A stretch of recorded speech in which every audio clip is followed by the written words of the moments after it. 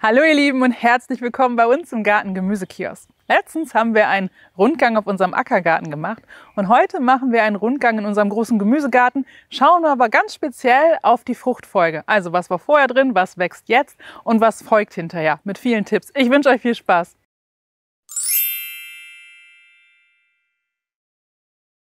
Für alle neuen Gartenfreunde hier bei uns. Wir sind im großen Gemüsegarten und hier haben wir mehrere Parzellen. Es sind 5 Parzellen hier mit jeweils 5 Beetstreifen und in einem Beetstreifen stehen meistens, so wie hier zum Beispiel, 2 Reihen. Das Gemüse ist jetzt hier viel weiter schon als im Ackergarten drüben. Das liegt aber daran, dass wir einfach früh angefangen haben. Zu Beginn der ersten Parzelle haben wir jetzt hier am Gerüst Stangenbohnen stehen. Die haben wir letztens zusammen auch gepflanzt. Da haben wir dabei das Bohnenkraut und die Ringelblumen, Anis Yissop. Wir haben hier noch Blümchen ran gepflanzt. Die brauchen eine ganze Weile, bis es richtig voll ist und bis es hinterher auch erntereif ist. Das heißt, die stehen bis in den Herbst hinein. Das wird dauern. Eine Folgekultur planen wir jetzt an dieser Stelle hier nicht ein, bis auf, dass über den Winter eine winterharte Gründüngung reinkommt. Also vielleicht ein Klee oder eine Zottelwicke. Aber eine zweite Kultur wird hier eher nicht eingeplant. Im Gegensatz hier auf der anderen Seite sind auch Bohnen. Da haben wir jetzt die Trockenbohne, unsere Borlotti drin stehen. Und hier kommt es jetzt aufs Wetter an. Wie wird der Sommer? Werden die früh reif? Dann haben wir auf jeden Fall noch viel Spielraum. Dann könnten wir noch nach der Ernte, nachdem wir abgeerntet haben, zum Beispiel Feldsalat, Asiasalat oder eben auch Spinat hier reinbringen. Wenn es aber ein nicht so warmer, schöner Sommer werden sollte, dann wird das zu spät werden. Dann können wir die abernten, aber anschließend wahrscheinlich keine zweite Kultur noch einbringen. Dann würden wir auch hier, so wie hier drüben, eben eine winterharte Gründüngung einarbeiten. Ein Stückchen weiter in der ersten Beetparzelle haben wir hier auch ein Gerüst stehen. Hier sind unsere Freilandgurken dran, die hier hochranken können. Und dazwischen die grünen Büschelchen, ihr seht es schon, das ist der Dill. Der ist auch gut angewachsen, da freue ich mich sehr. Der darf hier auch weiter wachsen. Und zwischen den beiden Gerüsten, denn hinten sind ja auch nochmal die Freilandgurken drin, dazwischen haben wir Chicorée. Chicorée ist jetzt ein Sortenversuch. Da wird ja hinterher die Wurzel geerntet, damit man die im Winter im Dunkeln treiben lassen kann. Sind wir mal gespannt, wie das klappt. Hier direkt daneben seht ihr 2 Beetreihen. Die sehen ein bisschen verwahrlost auf den ersten Blick aus, wenn man nicht genau weiß, was drin ist. Natürlich werden wir hier ein bisschen sauber machen und können aber auch sehen, dass das Laub, das Grün von der Kerbelrübe jetzt hier einzieht. Und das ist ganz normal. Das macht sie meistens im Juni und Juli. Dann lassen wir sie noch ein bisschen in der Erde, warten noch was und dann können wir ernten.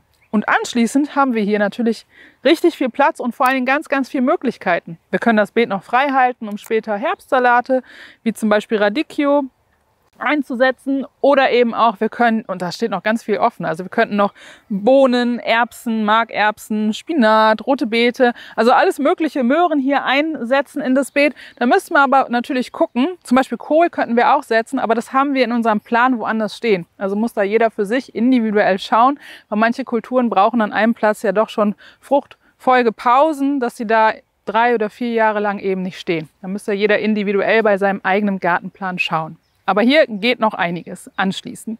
Und daneben seht ihr viele, viele Kugeln. Die einen oder anderen sehen nicht ganz so schön aus. Die haben das Wetter nicht so gut vertragen. Es war einfach wirklich lange nass. Manche sind ein bisschen gefault. Aber insgesamt war das hier oder ist das eine super gute Ernte. Einige gehen auch in Blüte und die schönsten davon dürfen auch in Blüte gehen. Ihr ahnt es schon. Das ist dann Thema der Saatgutvermehrung.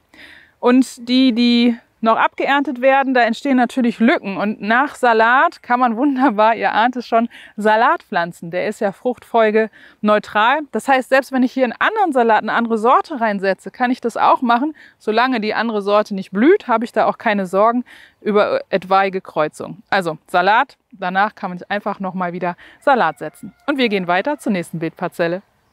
In unserer zweiten Beetparzelle im großen Gemüsegarten haben wir hier vorne ein Kohlbeet, ein Mischkohlbeet. Hier sind verschiedene Sorten zusammengepflanzt und wir haben auch schon ein bisschen ernten können.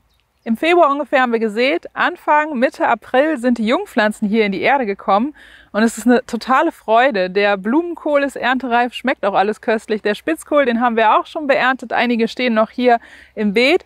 Es ist auch Brokkoli dabei, auch hier ganz wichtig, wenn wir die Hauptblütenknospe haben, die ernten wir, schneiden wir schräg ab und dann läuft das Wasser ab und in den ganzen Seitenbereichen kommen neue Seitentriebe und die liefern immer wieder neue kleine Röschen. Das heißt, den Brokkoli lassen wir als Pflanze stehen und können ihn weiter beernten. Wenn wir jetzt aber dann so einen Spitzkohl oder so rausräumen, man könnte jetzt beispielsweise Salate setzen oder Fenchel oder wenn wir haben auch die Jungpflanzen der dicken Bohne, die kann man ja auch zweimal anbauen. Wir machen das mit der dicken Bohne jetzt nicht, weil wir einfach dieses Jahr eine enorm große Ernte hatten. Und wir haben sogar noch ein paar dicke Bohnen von der letzten Saison im Froster. Deswegen werden wir jetzt auf dicke Bohnen verzichten. Aber es gibt noch viele Möglichkeiten. Auch Sommerblumen könnte man setzen. Wir haben noch ein paar vorgezogen. Ich denke, das wird hier bei uns der Fall sein. Was man nicht machen sollte, ist, dass wir eine neue Kohljungpflanze wieder ins Kohlbeet setzen. Das wäre jetzt nicht zu empfehlen vom Nährstoffbereich und auch von der Anbaupause, den der Kohl eben haben möchte. Deswegen, wenn ihr so ein Kohlbeet habt und ihr habt abgeerntet, dann könnt ihr, wie gesagt, noch einiges da reinsetzen, so dass die Erde, der Beetstreifen weiterhin bestellt wird und ihr auch weiterhin ernten könnt.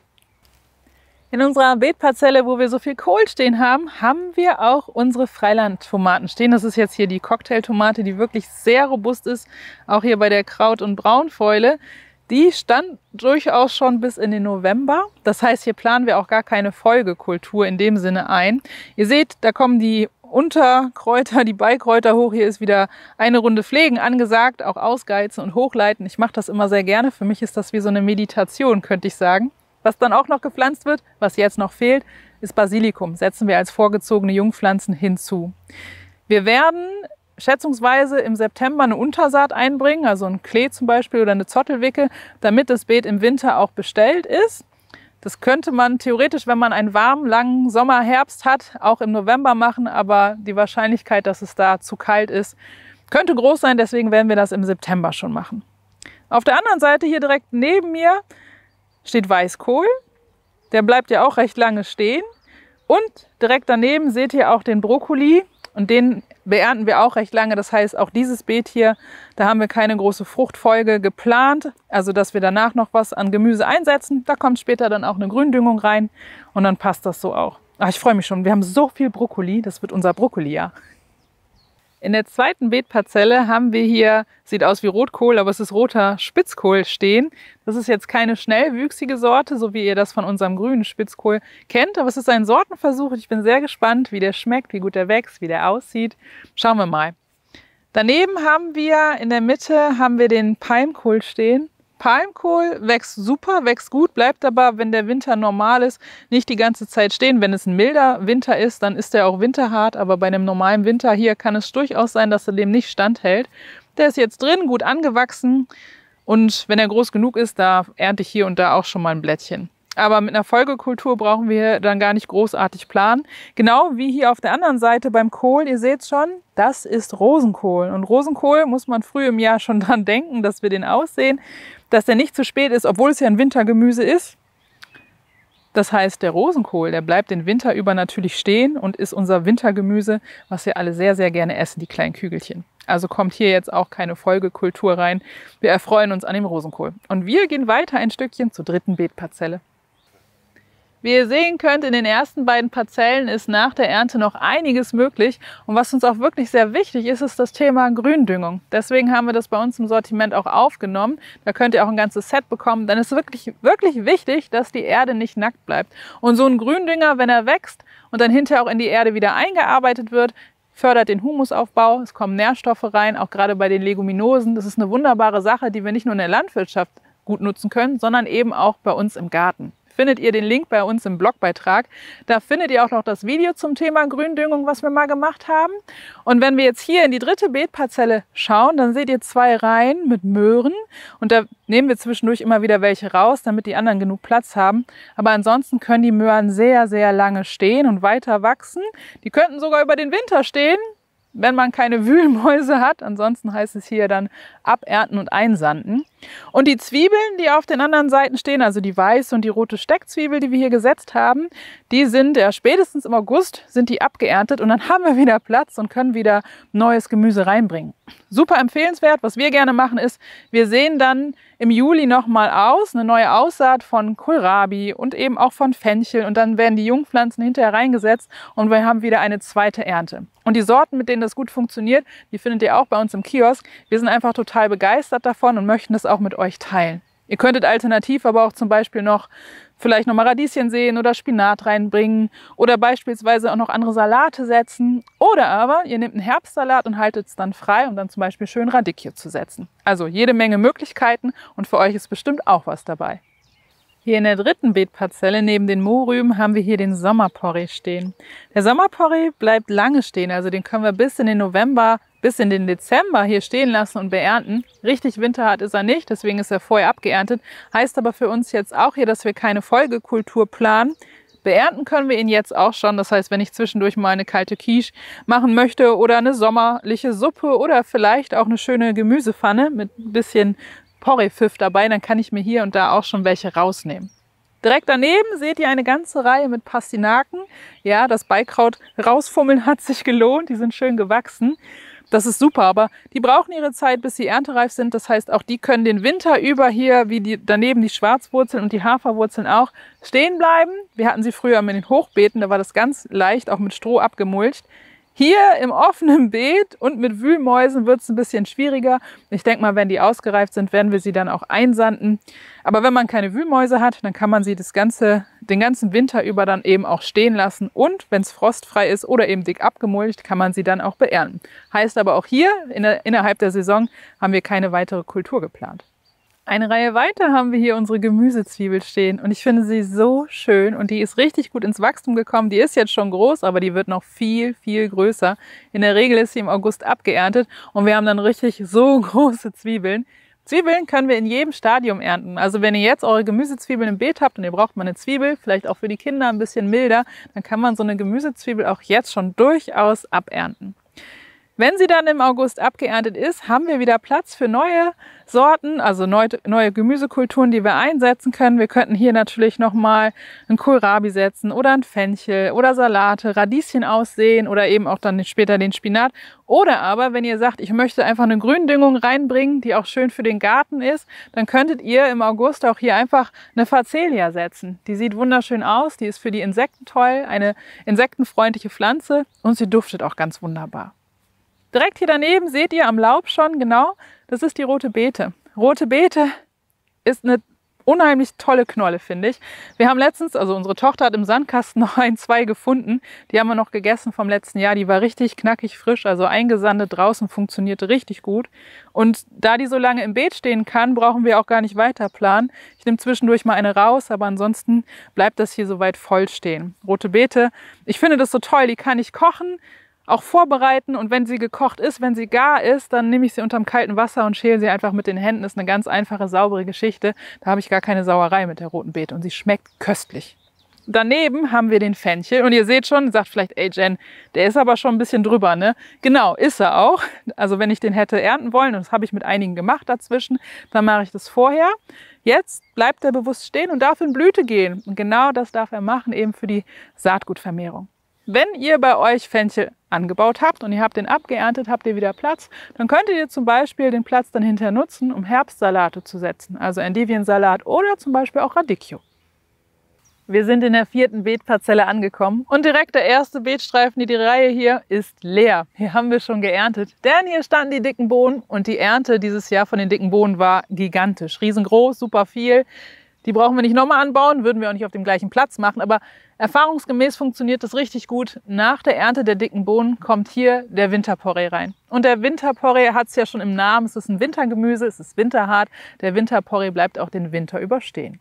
Hier direkt in der Nachbarschaft haben wir Knollensellerie stehen und da haben wir unseren Standort neu kennengelernt. Letztes Jahr waren wir zu früh. Einige sind geschossen, also in Blüte gegangen, hoch und haben keine schönen Knollen ausgebildet. Manche schon, aber einige halt eben nicht. Das heißt, wir haben dieses Jahr später gesetzt. Das hat sich gut gemacht. Und was auch noch wichtig ist, wenn ihr den sauber macht, den Knollensellerie, dann lohnt es sich zu schauen, dass man nicht nur zuhäufelt, wenn man sauber macht, das ist wichtig, sondern wirklich bewusst hier auch noch freilegt, denn dann bildet er einfach schönere Knollen, hat nicht so viel verzweigte Wurzeln und es kommen so richtig schöne Kugeln raus. Das lohnt sich wenn man sauber macht, wenn man Beetpflege macht, darauf eben zu achten. Und beim Knollensellerie ist es so wie bei der roten Beete. Kleine Fröste vertragen sie ganz gut, wenn aber stärkere, längere Fröste kommen, dann müssen sie vorher abgeerntet werden, aber sie bleiben eben lange im Beet stehen. Daneben haben wir unsere Zwiebeln aus der Saat, die haben wir in der Gruppe als Horst gepflanzt. Die sehen richtig appetitlich aus, richtig schön. Auch hier heißt es, wenn ich schon mal eine Zwiebel ernten möchte, kann ich mir auch schon mal eine hier rausnehmen. Ist wie bei den anderen Zwiebeln auch. Nach der Ernte geht da noch einiges. Wir werden Herbstsalate setzen, Radicchio, Endivien und eben auch Sortenversuche. Und ich kann euch jetzt eine Geschichte teasern. Wir haben letztes Jahr auch einen super Sortenversuch gemacht mit so einem Herbstsalat. Ich habe mich in einen total verliebt und den wird es dieses Jahr im Bio-Saatgutkalender fürs nächste Jahr, also im Bio-Saatgutkalender 2025 vom Garten Gemüsekiosk geben. Es ist ein wunderbarer Gemüsesalat. Ja, ihr seht schon, ich finde ihn einfach total toll. Aber wartet's ab. Nicht nur die dicken Bohnen haben wir schon abgeerntet, hier haben wir auch schon Radieschen und Spinat ernten können. Jetzt sind hier in dem Streifen, wo man nicht viel sieht, sind späte Kartoffeln drin, also Sorten, die für den späten Anbau geeignet sind. Aus unserer Erfahrung heraus wissen wir, dass wir sie nicht einfach abmulchen können und weiter wachsen lassen oder liegen lassen können den Winter über. Wir haben hier die Herausforderung Wühlmaus, das heißt, wenn sie reif sind, werden wir schauen, dass wir sie abernten und einlagern. Direkt daneben habt ihr hier, ihr seht schon, das schöne bunte Gemüse, was wir immer beernten können und was weiter wächst, der Mangold. In milden Wintern überwintert er auch schön, ansonsten hält er sich bis zu den ersten starken Frösten ganz gut. Sprich, hier haben wir keine Folgekultur in der Saison jetzt geplant. Und direkt vor mir, vor meinen Füßen, es sieht aus, als wächst hier ganz viel Petersilie. Fast, es ist die Wurzelpetersilie. Darüber freue ich mich sehr, denn die hat so einen richtig feinen, besonderen Geschmack. Ist ein ganz tolles Gemüse. Das wird auch noch eine Weile dauern. Deswegen ist auch hier keine Folgekultur geplant. Aber auf dieser Seite neben mir seht ihr die frühen Kartoffeln. Hier haben wir die Allianz und die Hermes. Und da fängt es jetzt an mit der Ernte. Wir haben hier vorne schon einen Teil rausgenommen. Spätestens im Spätsommer sind die hier abgeerntet und dann kommt nochmal Spinat rein. Also späten Spinat können wir hier schön aussehen. Und so haben wir auch hier die Beete optimal bestellt und können viel ernten. Wenn ihr bei euch auch Frühkartoffeln habt und ihr habt sie abgeerntet, dann könntet ihr auch noch einen späten Kohl pflanzen. Ihr kennt das von unseren Kartoffeltonnen, da haben wir auch frühe Kartoffeln drin. Da kommt hinterher nochmal später Kohl rein, ein Chinakohl, ein Blumenkohlspät oder ein Brokkoli oder hinterher eben auch Asiasalate. Das funktioniert natürlich auch ganz normal im Beet. Hier startet unsere 5. Beetparzelle und ihr seht schon hier ganz viele Blüten. Ich finde es so eine Augenweide. Das sind unsere Zuckerschoten. Und die Zuckerschoten, Zuckererbsen hier, produzieren so viele Schoten. Das ist richtig toll. Wir können hier naschen, ernten. Das ist Hülle und Fülle und ist richtig toll. Und wenn ihr bei euch noch Zuckererbsen aussehen möchtet oder nochmal aussehen möchtet, das könnt ihr bis in den Juli hinein auch noch machen. Die wächst richtig sehr prächtig. Wenn wir sie abgeerntet haben hier an der Stelle, könnten wir zum Beispiel auch späten Kohl setzen. Also hier könnte man beispielsweise super auch noch einen Brokkoli reinsetzen, um den dann auch noch in der Ernte im Erntefenster zu haben, zu verlängern. Das wäre eben auch gar kein Problem. Gegenüber von den Zuckerschoten haben wir die Markerbsen stehen. Die werden nicht ganz so hoch, deswegen stehen die weiter vorne, sodass sie dann eben mehr Sonne abbekommen, dass wir so in Treppen aufgebaut haben. Und auch die Markerbsen sind im Juli durch mit der Ernte. Da können wir dann die frei gewordene Fläche wieder nutzen. Wir können auch hier zum Beispiel Kohlrabi anpflanzen oder Endiviensalate, verschiedene Salate. Oder wenn ihr möchtet, könntet ihr da auch eben nochmal späten Kohl setzen. Erbsen oder Zuckerschoten sind wirklich sowas von flexibel und super auch für die versetzte Aussaat und ein perfektes Naschgemüse im Garten, gerade wenn man Kinder im Garten hat. Das ist so toll. Ich bin voll begeistert davon, jedes Jahr aufs Neue. Dazwischen, wenn ihr gleich reinschaut, hier stehen Salate. Die Salate, die gehen jetzt auch schon in Blüte. Das ist gut so, das soll für die Saatgutgewinnung sein. Und im Moment sind sie ein bisschen beschattet, was aber gar nicht so verkehrt ist. Wenn die volle Sonne hier drauf scheint, ist es eigentlich ganz gut, wenn sie an den Seiten ein bisschen beschattet sind. Hier haben wir ein kleines Naschparadies und einen letzten Bereich der Beetparzelle Nummer 5 möchten wir uns auch noch mal zusammen anschauen.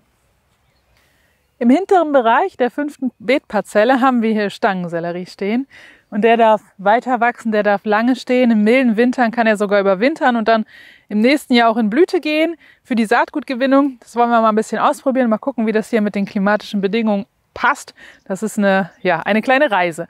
Und daneben, ihr seht schon, das sind die Bohnen. Wir haben hier Buschbohnen. Wir haben ja gelbe, blaue und grüne Buschbohnen. Die dürfen hier wachsen. Die sind spätestens im September abgeerntet. Das heißt, da können wir dann nochmal weitere Kulturen setzen. Man könnte Spinat oder den Wintersalat oder Radieschen reinbringen. Oder ihr schaut einfach mal bei uns in den Aussaatkalender und guckt mal, was ihr im August vielleicht aussehen könnt, was dann eben zeitlich im September passen würde. Da gibt es eine ganze Menge. Und den Aussaatkalender findet ihr bei uns im Kiosk in unserem Online-Shop. Außerdem, neben den Buschbohnen hier stehen, haben wir direkt auf der anderen Seite so ein bisschen Sorgenkinder, könnte man sagen, unsere Gurken, aber auch nur in diesem Jahr Sorgenkind, denn es war ja wirklich so nass und so lange kalt. Die hier drin sind, haben sich soweit echt gut erholt. Also super berappelt. Die klettern auch hoch. Wir haben Dill dazwischen. Ja, man sieht im Gegensatz zu den anderen Beeten, hier haben wir es noch nicht geschafft. Hier müssen wir noch mal ein paar Beikräuter rausnehmen, damit genug Platz, Licht und Nährstoffe für unsere Gemüsepflanzen da sind. Und hier seht ihr zum Beispiel, wo ich jetzt gerade stehe, hier ist eine Lücke. Die Gurkenpflanze hat es nicht geschafft. Und da sind noch 2 andere, da haben wir nachgesät. Die werden wir hinsetzen, also hier noch reinpflanzen, sodass diese wunderschönen Bögen dann auch voll sind. Die Gurkenpflanzen bleiben länger hier stehen, denn wenn ich Saatgut ernten möchte, dann brauche ich wirklich eine Gurkenfrucht, die groß ist, die gelb ist, die wirklich reif ist. Dann kann ich erst Saatgut ernten. Wenn wir unsere Gurken ernten, wenn wir sie essen wollen, dann sind sie bewusst unreif. So essen wir sie am liebsten. Neben den Gurken, hier im äußeren Bereich, da seht ihr Zucchini. Wir haben dieses Jahr verschiedene Sorten drin, also auch wieder Sortentests, weil wir unser Sortiment erweitern möchten. Wir sind neugierig, wir sind experimentierfreudig und wenn da Sorten dabei sind, die sich wirklich gut bewähren, dann geben wir die natürlich weiter in unser Sortiment, somit auch ihr mit einer gewissen Sicherheit habt, die Sorte funktioniert gut und auch wieder ein bisschen was Neues dann eben ausprobieren könnt. Unsere Zucchini-Pflanzen liefern jetzt natürlich sehr, sehr viele Früchte. Wir können die in klein beernten, kann man übrigens auch wunderbar einlegen. Wir können sie aber auch ganz groß werden lassen. Wenn wir ganz große Zucchini-Früchte haben und die wirklich so eine härtere Schale haben, es ist ja ein Kürbisgewächs, dann können wir diese größere Frucht auch gut lagern. Hatten wir auch schon bis in den Winter. Gut, die ist geschmacklich jetzt nicht vergleichbar mit einer kleineren Zucchini, aber es ist dann mehr so ein Kürbis. Und selbst unsere Hühner haben sich unheimlich gefreut über dieses frische Futter dann beispielsweise im Winter. Also ihr könnt auch große Zucchinis wie eben Kürbisse auch eine Weile lagern. In der Mischkultur haben wir hier Blumen und Kräuter zwischen den Zucchini. Die Zucchini bleiben eben sehr lange jetzt hier stehen. Hier haben wir keine weitere Folgekultur geplant. In dem ganzen Bereich, wenn dann noch was gepflanzt wird, dann ist es natürlich eine Gründüngung, hatten wir eben von gesprochen. Und am Anfang des Videos habe ich euch ja erzählt, was vorher im Beet stand und das gucken wir uns jetzt auf der anderen Seite an. In unserem großen Gemüsegarten haben wir das Prinzip so, dass wir im Endeffekt 2 große Streifen haben. Ein großer Streifen ist mit 5 Parzellen unterteilt mit Gemüsegarten und auf der anderen Seite haben wir auch diese 5 Parzellen, aber eben mit Gründünger angelegt. Natürlich ist es ein bisschen dynamisch, was wir jetzt euch erzählt haben, ist nicht in Stein gemeißelt. Auch wenn wir Jungpflanzen hinterher irgendwo nachsetzen, müssen wir auch immer schauen, was ist gut gewachsen, was passt gerade. Das ist immer so ein bisschen dynamisch und angepasst. Und wenn ihr jetzt hier mal schaut, das ist so eine Augenweide und so ein schöner Kontrast auch.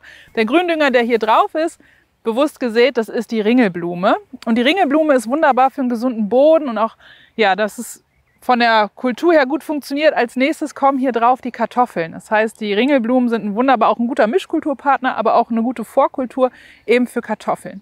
Und hier hinter mir seht ihr, sind Sonnenblumen drauf. Sonnenblumen haben die Eigenschaften als Gründünger, dass sie tief wurzeln, den Boden auflockern. Für uns bedeutet das, in der nächsten Saison in der Kultur kommen hier Wurzelgemüse rein, die ja genau das brauchen, einen lockeren, tiefgründigen Boden. Weiter hinten, da hatten wir eine Espasette als Gründünger drauf. Hat nicht so gut funktioniert, müssen wir jetzt noch mal schauen, kommt das nächste rauf. Ich denke, wir werden Buchweizen ausbringen. Dahinter das andere Feld sozusagen, wo man jetzt auch nicht mehr viel sieht, außer vielleicht ein paar kleine rote Punkte. Da war der Kleedünger drauf, da kommt jetzt auch wieder ein neuer Gründünger drauf für die nächste Saison. Ebenso hinten, da seht ihr die Facelia. Auch die ist jetzt so weit, dass sie eben nicht ins Samen, also ins Saatgut, in den Samenstand geht, sondern abgemulcht wird, eingearbeitet wird, auch hier dadurch eben Humusaufbau betrieben wird. Da kommt dann von uns dann wieder eine Gründüngung drauf, dass der Acker, also das Beet eben nicht nackt ist und der Boden wieder verbessert wird. Das ist ja das Prinzip vom Gründünger. Wenn euch das Video gefallen hat heute, gebt uns gerne einen Daumen nach oben, schreibt uns auch gerne einen Kommentar und zum Weiterschauen zum Thema haben wir unser Gründünger-Video hier oben verlinkt. Da gab es noch ein paar mehr ausführliche Infos und es ist ja noch nicht so spät. Vielleicht habt ihr einen neuen Garten dabei oder noch ein Beet dazu oder Beete werden frei. Da gibt es noch eine ganze Menge, was wir jetzt im Juni, Juli, August zum Beispiel aussehen können. Und wir haben eine Playlist hier unten verlinkt. Da findet ihr entsprechende Videos mit ganz viel Inspiration für euren Garten. Also macht eure Gärten bunt und bis zum nächsten Mal. Eure Jen.